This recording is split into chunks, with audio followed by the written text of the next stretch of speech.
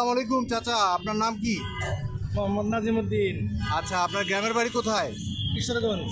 কিশোরগঞ্জ কোথায়? বাজিতপুর থানা। আপনার পরিবারের সদস্য সংখ্যা কতজন? 60 জন। কে কে আছেন? 3 মেয়ে, একটা ছেলে। ছেলেমেয়েরা কি করে? 2 মেয়ে বিয়ে দিয়ে দিছি। মেয়ের জামাইরা কি করে? এই ব্যবসা করে। কি ব্যবসা করে? ফলের ব্যবসা করে। ফলের ব্যবসা করে কি কিশোরগঞ্জই? না, চট্টগ্রামে। চট্টগ্রামে না? আর ছেলেরা? ছেলে ছোট, কত বয়স? 5.5। ওখানে কি আপনার নিজের বাড়ি না ভাড়ায় থাকেন? নিজের বাড়ি। নিজের বাড়ি, ভাড়া লাগে না? না, না।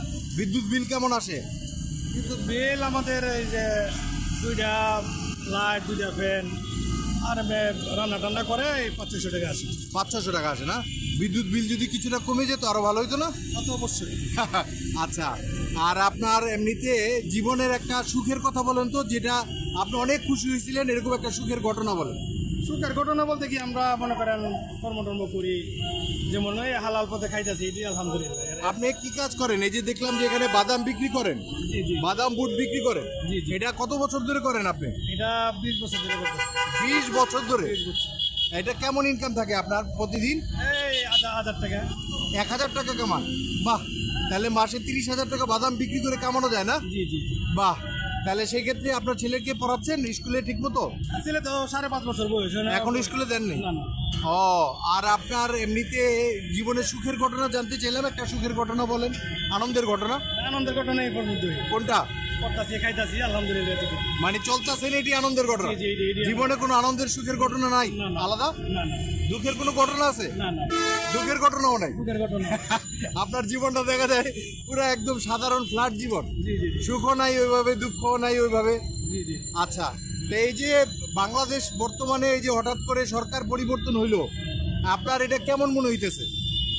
এটা তো আমরা তো সবসময় চাই যেন গণতন্ত্রটা ঠিকঠাক। গণতন্ত্র? জি। আমরা যেন ভোট দিতে পারি। আচ্ছা, গণতন্ত্র তো একটা পুরানো সিস্টেম হয়ে গেছে। গণতন্ত্র যদি জনবান্ধব সরকার হয়ে যায়, মানে মানুষের জীবনকে সহজ ও আনন্দময় করার জন্য, ধরেন 1500 টাকা বেতন স্টুডেন্টরা লেখাপড়া করতে পারবে, 1 টাকায় ডেলি বাড়ি গাড়ি দিবে সরকার মানুষকে, তারপরে ধরেন এই ভাড়ার টাকায় ফ্ল্যাট পাবে, এই ধরনের অনেক সুযোগ সুবিধা নিয়ে যদি নতুন একটা সরকার গঠিত হয় কেমন হবে? তা তো অবশ্যই ভালো হবে।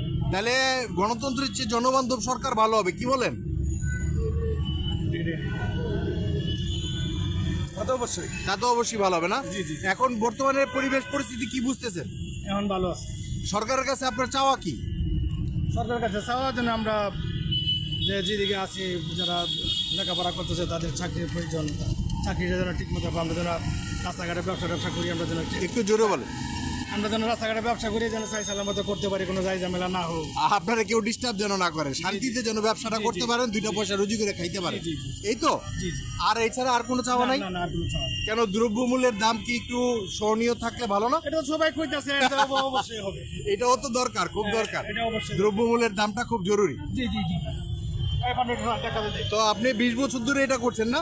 এছাড়া আর কোনো প্রফেশনে কখনো ছিলেন আপনি? না, না। এটাই করছেন ছোটকাল থেকে। আপনার ছেলে মেয়েরা ভবিষ্যতে কি করবে বলে আপনি আশা করেন? 2টা মেয়ের তো লেখাপড়া করে বিয়ে শাদী দিয়ে দিছি, পুলিটা দিয়ে দিই। এখন আল্লাহ একটা বাচ্চা আছে শুধু, আর কপালে কি রাখছে আল্লাহই ভালো জানে। আচ্ছা, তো ঠিক আছে, আপনি ভালো থাকেন, সুন্দর থাকেন। হ্যাঁ, আচ্ছা ভাইয়া।